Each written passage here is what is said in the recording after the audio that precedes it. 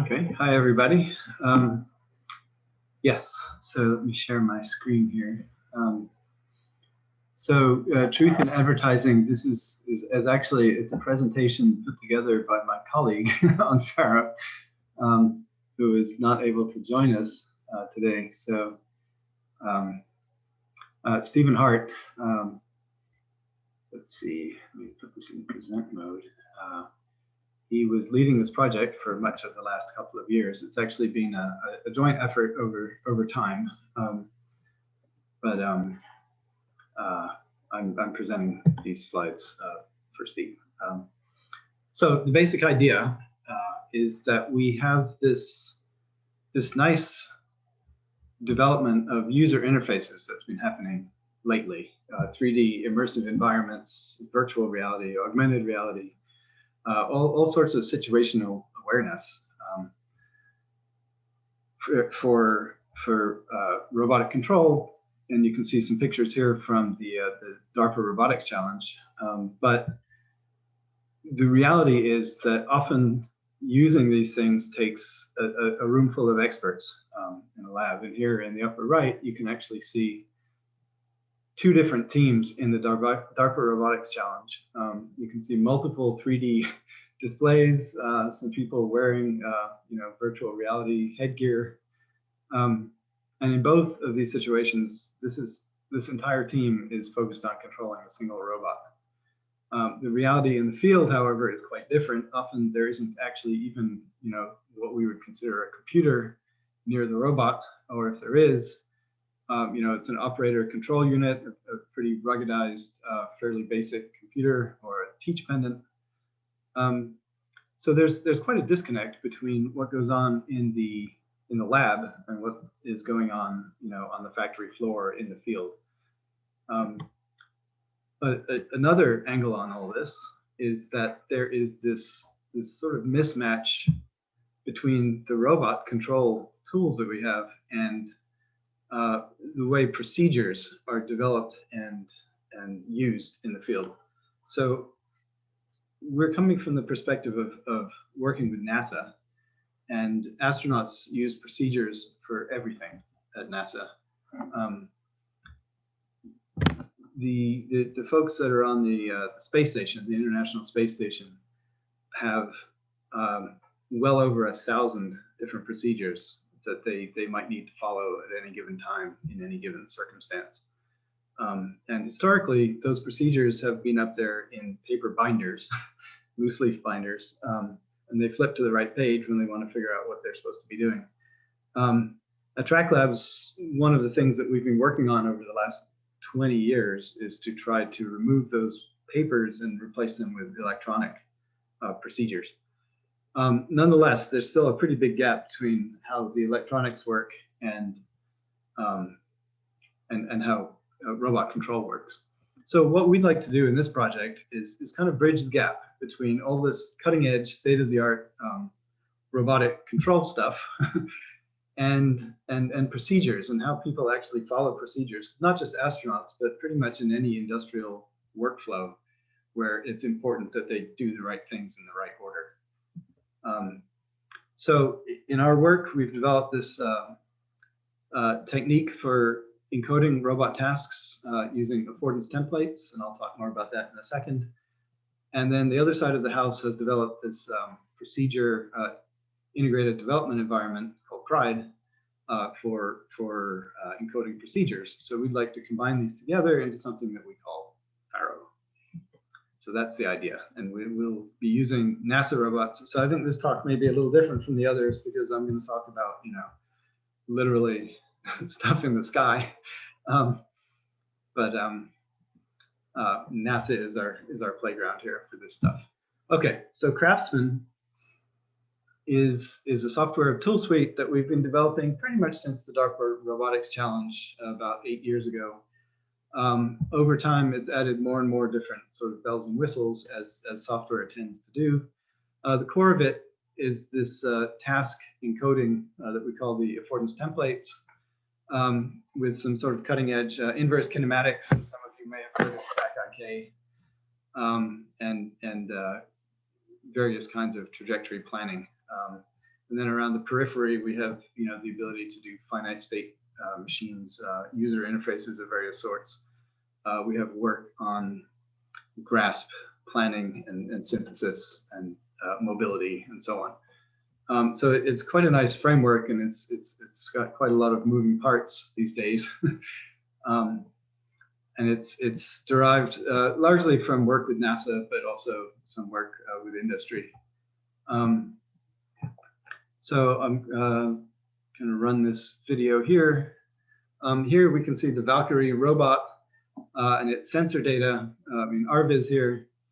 And basically, there's a task encoding for grasping this drill in a way that will be usable to the robot. So what the operator is doing is using the sensor data to align the encoding of the task. And then once they're satisfied with that, they sort of hit go, and the system plans how to get the robot into the correct position so that the robot can then grab the tool.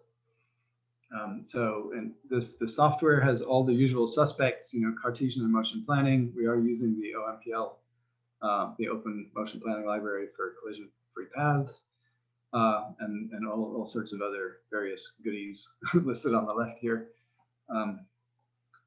Let's see. Okay, I'm going to move on. So affordance templates are these essentially 3D representations of tasks. And the key to an affordance template is that it is based on and around an object representation. So you have, for instance, a model of this drill, and then you encode a sequence of via points for your end effector that if the end effector goes through that sequence of waypoints, then the robot will successfully grasp the drill. Now, if you need to move that model, for instance, if your sensor data tells you the model is somewhere else, you can move the entire sequence, the entire task sequence goes with the model. And that's really the key to all this. It's somewhat robot agnostic. So in the upper right here, we can see the same affordance template being used on the left with the Robonaut 2 hand, and on the right with the Valkyrie hand. There's no change in the underlying code, but loading up a different URDF basically for the robot. And then in the lower right is a representation of the valve wheel turning affordance template. And those can be parameterized to be quite generic. So for instance, the diameter of the wheel might be adjustable at runtime. On the lower left here, we can see a sequence where the operator instantiates this valve turning template and then aligns it with the sensor data of the valve. In the lower right, we can see Valkyrie then actually performing the valve turning task using that template as guidance. And that's all ROS based. Okay, so meanwhile, on the other side of the house, we have PRIDE, the Procedure Integrated Development Environment. There's a number of different tools here. PRIDE Author in the upper right here is basically a menu-driven drag and drop environment where you can create your procedure with the types of actions and steps that you're actually allowed to do in one of these procedures. That's pretty important to NASA, but to other people as well. We have some customers in oil and gas that have thousands of procedures also. On the lower right, we can see what we call PRIDE View, which is actually the runtime visualization of a task in execution. The little green checkboxes mean those steps have been done, and below that, there's still some steps waiting to be accomplished. If telemetry and control are available within the computer system, then they can be tied directly into the procedure, which enables automation, right? So if it's possible to connect up to the systems that are being controlled, then it's possible to actually automate some of these steps. Here's a quick video of 3 astronauts working together. On the right, we can see PRIDE View with 3 concurrent procedures. And these are verbatim transcriptions from the actual procedures that were developed and practiced into PHARAOH. You can see that they're partway along. The astronaut, the first column is the astronaut who's actually inside the space station, the IV, and then the other two are EV, you know, the two that you can see in spacesuits in the video there. So yeah, it's actually, it's not the best video because there's not a whole lot going on in the procedure side of things here. But let me see if I can step forward a little bit. Yeah, you can see some stuff. Oops, okay, never mind. Moving on. Anyway, it's being used. It's used in mission control, and it's continuing to be developed. So PHARAOH, procedure handling architecture for robots and/or humans. And if you can ever use robots and/or humans in an acronym, I think that's a big win. But anyway, PHARAOH is the system that we developed to try to tie these two systems together. It involved a certain amount of machinery under the hood because these systems really were not designed to try to communicate with other, you know, other systems in the way that we're trying to get them to do here. So we used a ROS bridge to communicate between the two,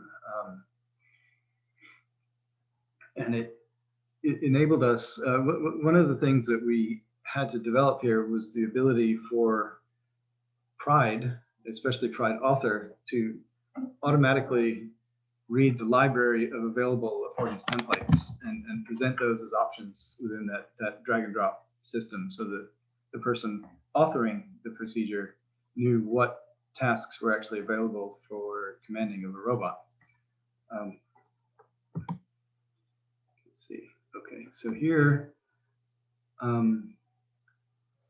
in this video, we basically created a procedure that just presents sort of a buffet of all of the different ways that we can interact with this robot. So this is, there's two robots here, actually. The Robonaut 2 is on its pedestal in the International Space Station, and then there's a little free flyer called AstroBee here as well.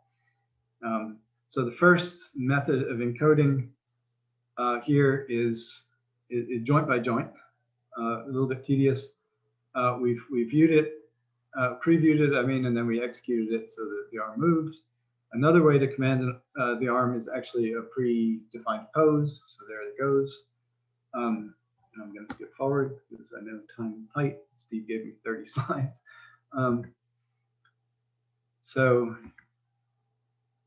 Let's get to it. Okay, so here the very same underlying code, CRAFTSMAN code, can be used to navigate AstroBee as well. So here we're hitting go, and we should see the robot navigate through via points. Yeah. Okay. So this is just showing that we were successfully able to create this communication between these two systems, the procedure system on the left, the PHARAOH, and CRAFTSMAN, the robot control architecture on the right. And I'm going to move on to okay. Here, another video. In this one, we have a task that calls for turning knobs. So initially, we have a fully manual execution. You might say very conservative. So here, the procedure asks the operator to move the affordance template onto the sensor data, and then to preview each motion of the arm before executing it.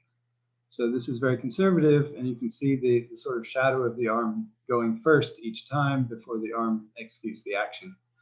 And that allows the operator to make sure everything is good before executing these actions. Let's see. The next thing here is actually the very same thing, but fully automated. So in this case, the main assumption is that the sensor data finds the knob automatically and snaps the affordance template onto the knob, and the robot is just simply able to execute without any human input. And then finally, there's sort of a middle ground here. So we're doing fully autonomous, except that Sensor data shows that the knob didn't turn all the way. And this drops us into a sub-procedure that allows the operator to get the robot to essentially finish the job turning the knob. So showing that it is possible to interleave manual and autonomous operation within these procedures. Okay, so some, let's see, sort of technical details here. Affordance template PHARAOH integration, there's quite a lot that had to go on under the hood, as I said, so on both sides really, both within Craftsman and PHARAOH in order for this all to work out. I think I'm not going to go through these in much detail. PHARAOH is largely written in Java. Craftsman is mostly C++ with some Python and ROS.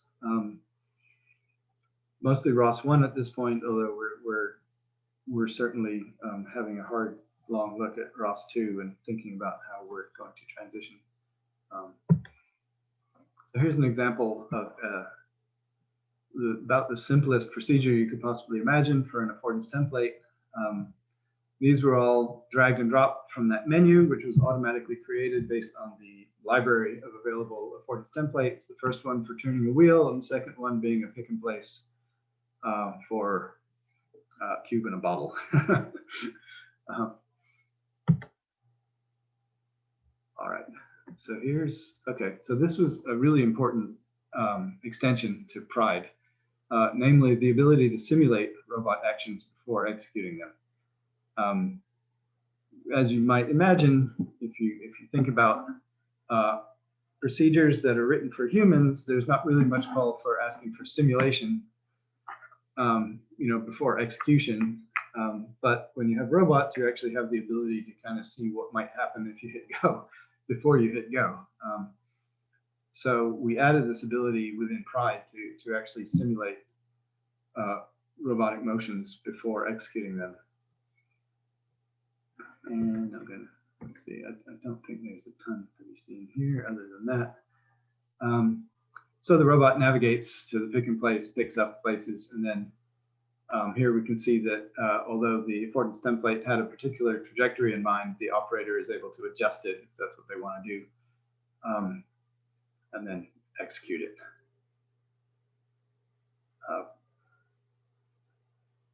Yeah, so it's going to drive to the goal and then put down the object that it picked up at the other location that is, in theory, sitting on the back of the robot.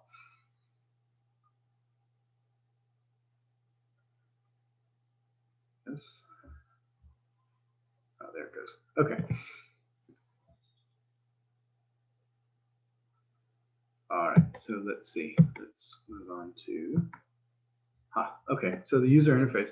We actually had tried to use Unreal and Unity as ways to incorporate essentially RViz capability within the PHARAOH, to combine that with PHARAOH, but that turned out to be too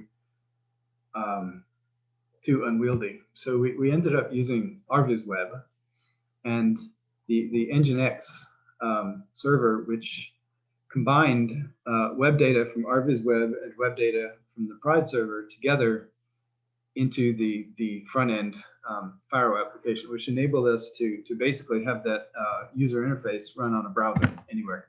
So the upper three arrows in this diagram here, all three arrows basically going into the Nginx server, are all web connections. So those three, the RViz web server, the PHARAOH server, and the web-based PHARAOH application could all be on different continents, up to time delays, I guess.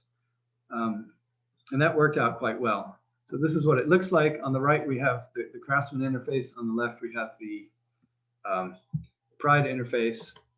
And I'm going to, I think, finish, if I can get to it, with a demonstration. So this is a CDRIS maintenance demonstration. So on the space station, CDRIS is the carbon dioxide removal system. We're using a simulation of the space station called BioSim on the right here, which is simulating all the different gases and all sorts of things. It's quite a detailed simulation. On the left, we've got a procedure running that is basically just making sure, it's a maintenance procedure that's just checking everything out. On the right, we have this ability to introduce a fault. In this case, the CDRIS detected that there was something wrong with the carbon dioxide system, meaning that a vent was blocked. This apparently actually happens on the space station, where the clothing can get sort of sucked onto a vent and stop airflow. In this case, we're using SOC. So you can see AstroB has been told to go start checking vents to see if it can find the culprit, and it did. There's a SOC on that vent. So the procedure shows that that SOC is being detected, and then the procedure drops down and commands AstroB to get out of the way so that Robonaut can remove the obstruction. And this is all happening sort of with Pride as the main sort of flow coordinator for these two robots. So yeah, so there we go. We knocked the SOC out of the way. Got one more minute. Okay. The final execution here, it just shows that this is the same procedure. In this case, AstroB goes and takes a look at the first vent. There's nothing there. So it's going to continue on to look at a second vent. So these procedures can be quite complicated in terms of the algorithm that they're following. And of course it will find the SOC on the second vent.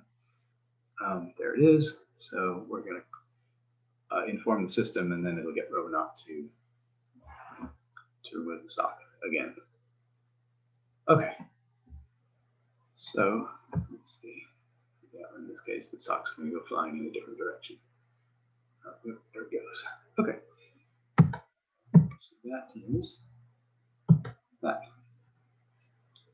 So on that note, I think I'll stop sharing. Yeah, okay. So there's a very brief overview of some of the work we've been doing at NASA to combine this workflow procedure authoring and viewing and execution with the robot control ROS-based work that we've been doing with CRAFTSMAN and automation. So yeah, I hope everyone enjoyed that. And are there any questions? So Robert, I mean, there's some, I know maybe at first blush, I think even to your eyes, like, being sort of applied to a space scenario, but this idea of being able to task disparate assets on sort of dynamic emerging conditions, and then obviously tying it to, say, a documented procedure. I think those are interesting themes that are very relevant to the execution of the manufacturing value stream, right? Yeah. And it sounds to me you have a lot of those pieces in this functional example via the PHARAOH program, right?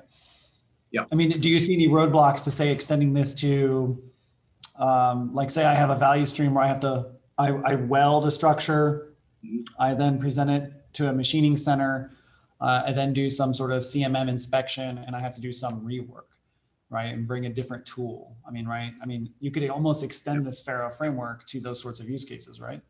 Sure. Yeah. I think so. Yeah. I mean, I think that Pride itself has a lot of application in industrial settings that we haven't really explored as fully as we will and should. But the way that it's in this project, the way that it's tied into also the ability to talk to sensors and machinery, I think makes it particularly relevant to industrial settings. Yep.